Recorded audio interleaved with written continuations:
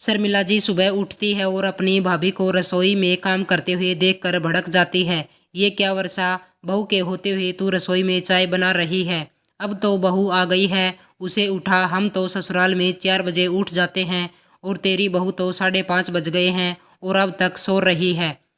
अपनी बड़ी ननद की बात सुनकर वर्षा जी तसल्ली से बोलती है, जीजी अपनी भाभी के हाथ की चाय पी लीजिए, फिर बहू को केवल चाय बनाने के लिए जल्दी उठाऊं, यह तो सही नहीं है।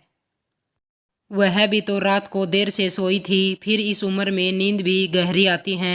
अभी तक कोई जिम्मेदारी नहीं है, सो लेने दो। यही तो दिन है, फिर बच्चे हो जाएंगे तो सो ही नहीं पाएगी।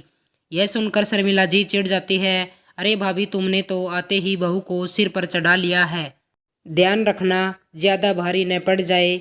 वर्षा जी कहती हैं, मैंने बहू को बेटी माना है, सिर्फ दिखावे के लिए नहीं कहा है, अपने मन से कहा है।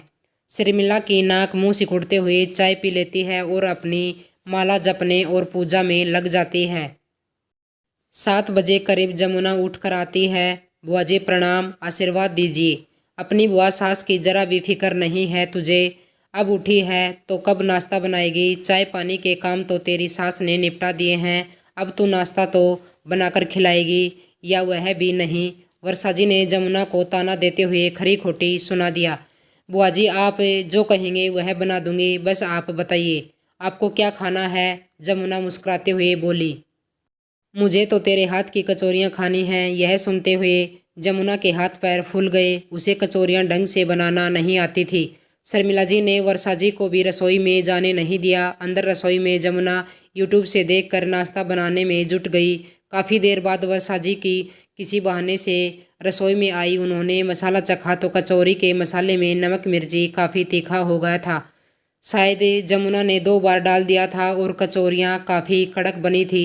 शायद जमुना उनमें रोगन डालना भूल गई थी।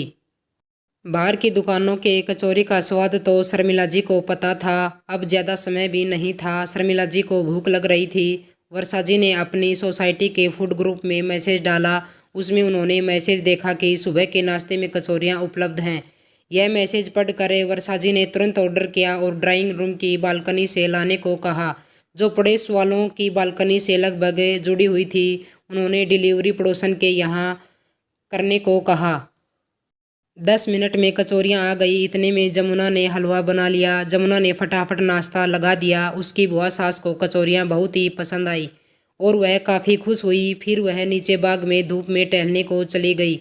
जमुना ने अपनी सास को बहुत धन्यवाद दिया। मम्मी जी, आज तो आपने मुझे बचा लिया, वरना बुआ जी तो सब जगह मेरी जग हंसाई करवा देती। बहू, तुम मेरे घर की इज्जत हो, आखिर मैं तुम्हारी जग हंसाई कैसे होने देती?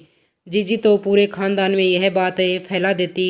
मुझे पता है तुम बहुत ही अच्छा खाना बनाती हो और आज थोड़ा सा मसाला ज़्यादा हो गया। मैं कचौरियाँ चखी तो पता लगा यह तो जीजी कभी नहीं खाएगी। जिस तरह एक माँ अपनी बेटी की कमियाँ ढकती है, बस वही फर्ज मैंने निभाया है, तुम्हारी कमी को छुपा दिया।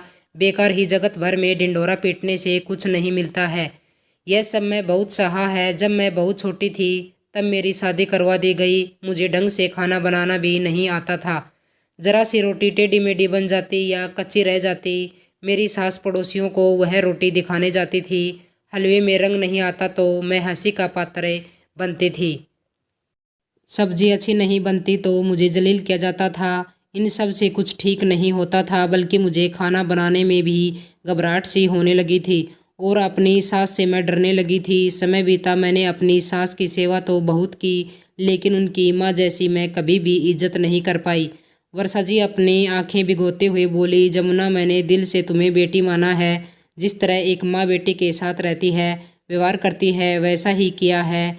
फिर बहू हमें माँ तभी मानेगी जब हमें उसे पहले बेटी बनाएंगे।